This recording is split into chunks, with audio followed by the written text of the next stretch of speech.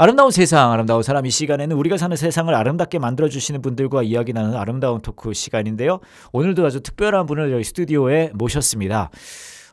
문화, 지역 문화를 활성화함을 통해서 세상을 아름답게 만들어주시는 분이십니다. 지역 문화 활성화 공동체? 회사?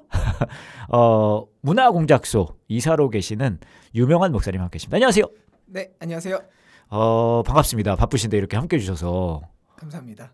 불러주셔서 감사합니다. 아이, 무슨 말씀을요. 먼저 그 문화공작소를 설명을 좀 해주세요. 저희 문화공작소는 지역에서 문화를 기획하고 그 문화에 맞는 행사나 이런 소프트웨어를 기획해서 지역의 사람들에게 네. 축제와 페스티벌로 나아가는 회사입니다. 오, 그러면 잠깐 지역 축제 같은 거 도와주고. 네, 맞습니다. 전시나 공연, 예술 기획 이런 것도 같이 하고 있습니다. 뭐 진짜 이게 말이 쉽지 여러 영역을 좀 하시는 것 같은데요? 네, 맞습니다. 왜냐하면 지역 축제와 전시는 완전 다른 얘기잖아요. 그런데 생각해 보면 네. 지역에 사는 사람들의 이야기를 들어서 네. 그 사람들의 이야기를 전시 형태로 전달할 거냐, 공연 형태로 전달할 거냐, 예? 아니면 행사나 축제에서 전달할 거냐만 차이가 있지 결국에는 이야기를 전달하는 회사인 거죠. 그러니까 지역 주민의 이야기들 네, 혹은 그분들의 약간 문화적 예술적 역량들을 약간 유통해주는 유통상가요? 뭐 이렇게 좀 연결해주는 네, 맞습니다. 그런 느낌 드는 거잖아요. 네, 맞습니다. 알겠습니다. 우선은 이제 궁금한 게 어떻게 신앙을 가지게 되셨는지가 먼저 궁금해요. 신앙은 저는 모태 신앙으로 네. 자랐고요. 네. 네, 부모님께서 이제 네. 사역을 하셨기 때문에 자연스럽게 기독교 문화권 안에서 자랐습니다. 목사님 자녀? 네, 맞습니다. 그런 거 있을 텐데 나 왜 목사님 자녀가 됐을까 좀 싫어하거나 아니면 수긍하거나. 저는 오히려 왔다 갔다. 좋아했습니다. 그래요? 네, 저희 아버님께서 목사님이셨던 거를 너무 좋아했고 네? 조금 자랑스러워했던 것 같아요. 네. 아니 성함을 우리 목사님 성함 이름이 유명한이잖아요. 네, 맞습니다. 유명한, 네, 페이머스. 네. 이건 좀 원망하지 않았어요? 제가 한자 돌림인데요. 제 동생은 유창한이고 유창한. 네, 어쩔 수 없이 네. 좀 유랑 한으로 끝나는 좋은 이름을 그래도 해주시지 않았나 라는 생각이 듭니다. 그 유씨 중에서는 한으로 끝나는 그게 있나 봐요. 그런 사람 생각나는 이름이 몇 개 있긴 하네요. 네. 유일한이라는 사람들도 본 것 같고. 네, 유능한도 있습니다. 유능한. 네. 부담되라. 아이고 네. 유명한도 부담돼, 유창한도 부담돼. 아이고 어찌됐건 하지만 우리 유명한 목사님 아버님 혹시 방송 듣고 계시다면 죄송합니다. 어찌됐건 간에 그러면은 그래도 뭔가 계기가 있을 수 있잖아요. 아무리 모태신앙이라도 태어날 때부터 우리 집이 교회 다니네, 난 기독교 신앙 가져야 되겠다 그러지 않았을 거 아니에요. 네, 그러니까 생각해 보면 네. 저는 아버님을 너무 좋아했지만 네? 또 반항아적인 기질도 있었거든요. 내가 그런 거 있을 네. 줄 알았다니까요. 그래서 네. 제가 가지고 있는 신앙이 혹시 세뇌 당한 건 아닌가 해서 이제 성당도 가보고 다른 절도 가보고 다른 종교들도 많이 가보고 그랬었습니다. 그냥 모태신앙이었습니다라고 말하기에는 여러 가지를 많이 해봤는데요. 네, 그러니까 자연스럽게 기독교 문화 안에서 자랐지만 네? 제가 이해되지 않은 거를 따라가는 걸 좀 어려워하는 성격인 것 같아요. 네, 제가 MBTI로는 ESTP라고 그 ESTP만 사는 세상 보면 내가 가는 길이 곧 길이다 이런 사람들이 이제 나오거든요. 저항한이네, 저항한. 네, 저항을 많이 했던 것 같습니다. 그래서 이것저것을 가봤어요. 네. 그랬더니 어떤 결과가 있었어요? 결과는 사실 그 당시에는 잘 모르겠다. 내가 아무리 가도 여기에서는 저기가 옳은 것 같고 이쪽에서는 이쪽이 옳은 것 같고 그래서 일단 답을 유보하자 하고 군대를 가게 됐죠. 우선은 유보한이 됐네요. 네.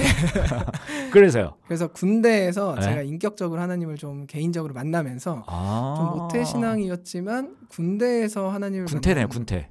네. 군태신앙. 네. 군태나요? 군대에서 태어난 신앙. 네, 맞아요. 거듭남이 군대에서 있었어요. 그러니까요. 군태신앙이네. 네. 그럼 집회 같은 게 있었어요? 아니면은 약간 누군가의 만남 그런 거 있었어요? 그렇진 않고요. 처음으로 이제 군대에선 시간이 많이 남으니까 성경을 처음으로 보기 시작하는데 그 당시에 존 스토트 목사님의 제자도라는 책을 봤거든요. 그래서 사회 안에서 기능하는 크리스찬에 대한 이야기를 좀 들었던 것 같아요. 그 존 스토트 목사님의 신학을 통해서. 그러면서 신앙이 그냥 예배만 드리고 기도만 하고 내 감정이 뜨거워지는 게 신앙이 아니다라고 생각하면서 제 세계관이 좀 정립이 됐죠. 그러니까 이게 아무리 모태신앙이라도 그래도 부모님의 하나님이 나의 하나님이 되는 그런 과정이 있을 수 있다니까요.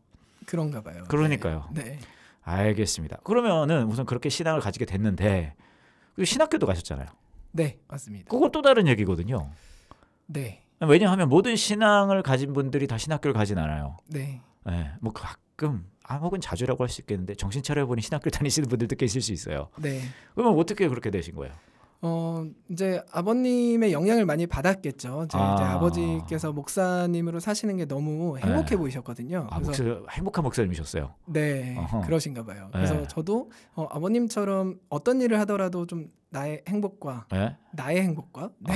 네, 그렇게 살고 싶다라는 생각이 좀 있었는데 이제 하나님을 만나고 나서는 제가 대학교 때 전공은 심리학이었고요. 네, 이제 대학원 때는 이제 신학을 결정을 했었죠.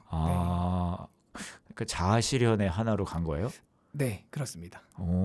그렇게 하기에는 너무 왜냐면 이쪽은 한번 발 디디면 되돌아가기가 쉽지 않아요.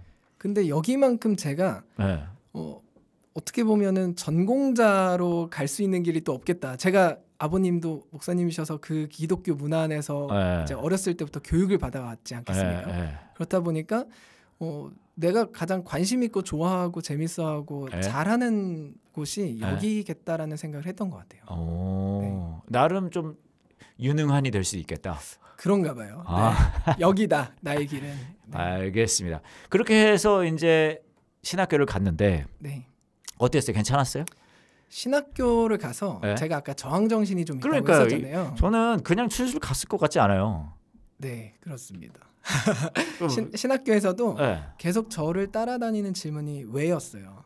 질문이 따라다녔어요? 네, 왜 뭐 여학생이 따라다니거나 그런 건 아니고. 네. 왜 교회는 이래야 되고 왜 예배는 이렇게 드려야 되고 그러니까 왜 이럴까? 저도 예전에 청소년 때 가면 다 수련회 목사님들이 잡으러 다니는 청년 중에 한 명이 저였거든요. 그렇다 보니까 요주의 인물이었구만. 네, 그런 분들이 너무 공감되고 이해되고 저런 분들을 잡지 못하는 그 모습이 오히려 우리가 좀 바꿔가야 되는 모습이 아닌가라는 생각을 했던 것 같아요. 네, 저 같은 사람들을 위한. 네. 그게 쉽지 않았네요. 결국 그런 고민들이 다 있었고 좀 다르게 해야 되지 않을까 그런 마음도 있었고. 네. 그래서요. 그러다 보니까 기존에 해오던 것들에 대한 질문들을 계속 던지는 거예요. 그럼 좀 답답하기도 하고 뭐 다른 시도를 해야 되나 그런 생각도 할 텐데. 네, 그렇다 보니까 그 당시에 이제 사역지를 고르잖아요. 그러니까 저희가 이제 신대원생들은 어느 교회에서도 이제 사역을 좀 전도사님을 하실 수 있으니까. 네, 이제 사역을 해야 되는데 내가 생각하는 사역을 할 수 있는 공동체가 어디일까를 좀 고민을 했던 것 같아요. 네, 뭘 배워볼까 보다 나는 예배를 이렇게 드려보고 싶고 사역을 이렇게 해보고 싶은데 어딜까? 이렇게 생각하면서 이제 사역지들을 가서 목사님들을 만나 뵙고 이야기하고 그렇게 사역을 했던 것 같습니다. 그래서요? 네. 그래서 보면 청년분들 사역을 많이 했었는데 청년분들이 20명에서 30명 안팎에 있는 교회를 가서 수련회를 하더라도 기존에 있는 수련회 방식 말고 청년들이 어떤 걸 고민하고 있고 어떤 생각을 하고 있는지를 계속 들어봤던 것 같아요. 원래 있던 우리가 흔히 생각하는 그런 루틴대로 가지 않고 뭘 원해라고. 그러면 청년들은 일반적으로 그렇거든요. 답을 못해요. 늘 해오던 루틴대로 당연히 하는 거라고 생각하니까. 네. 그게 뭐라 그러더런가요, 청년들이? 제가 물어봤던 방식들이 청년들한테 어떤 신앙적인 질문이 아니라 이력서 어디 썼어? 이번에 면접 어떻게 봤어? 그러니까 그 면접과 이력서와 그 친구들은 결국 이 자기소개서의 한 줄을 마련하기 위해서 되게 열심히 노력하면서 살잖아요. 그 방식을 좀 들여다봤던 것 같아요. 저는 이력서를 한 번도 안 써봤었거든요. 그런데 이제 청년들이 그런 모습을 보면서 아르바이트나 아니면 일하는 거에 대한 고민들을 좀 더 해봤었고 이제 원래 안 해봐도 되는 경험들을 제 스스로 해보는 거죠. 이력서를 써본다거나. 그 이력서를 썼어요? 썼습니다. 그 당시에 자기소개서도 한번 써보고 청년부 모임 때 자기소개서 쓰는 모임을 했었어요. 자, 이제 소설을 시작해볼까 이러면서 이제 자기 인생을 이렇게 자기소개서로 녹여내는 작업들을 했죠. 그래서 좀 뭔가 답이 나왔어요? 답이 없었죠. 왜냐하면 제가 살고 있는 삶이 너무 다른 거예요. 청년들과. 저는 교회 안에 있었고. 그들은 일상의 삶에 있었고. 네. 그렇다 보니까 관심사가 다르고 설교를 하더라도 말씀을 보더라도 적용하는 방식이 좀 다르고. 그렇죠. 네, 그들이 삶에서 세상의 삶에서 하는 고민 지점이 분명히 있을 텐데 네. 이제 교회 안에서 다루는 주제들은 거기랑은 또 동떨어질 수 있고. 네. 그런 이렇게 좀 약간 고민의 영역이 더 넓어졌다고도 할 수 있겠네요. 네. 점점 답이 없는 고민들을 더 많이 하게 됐던 것 같아요. 그러다가 그냥 계속 목회 쪽으로 가는 게 아니라 이제 문화사역이나 이런 문화 쪽으로 갔어요. 문화 콘텐츠 제작 쪽으로. 네, 맞습니다. 그것도 궁금해요. 그런데 이미 시간이 다 됐어요. 첫 시간 여기까지 하고요. 네. 다음 주에 오셔서 이제 콘텐츠 제작하는 쪽으로는 어떻게 또 관심을 갖게 되셨는지 그 이야기를 들려주시면 좋을 것 같아요. 네, 감사합니다.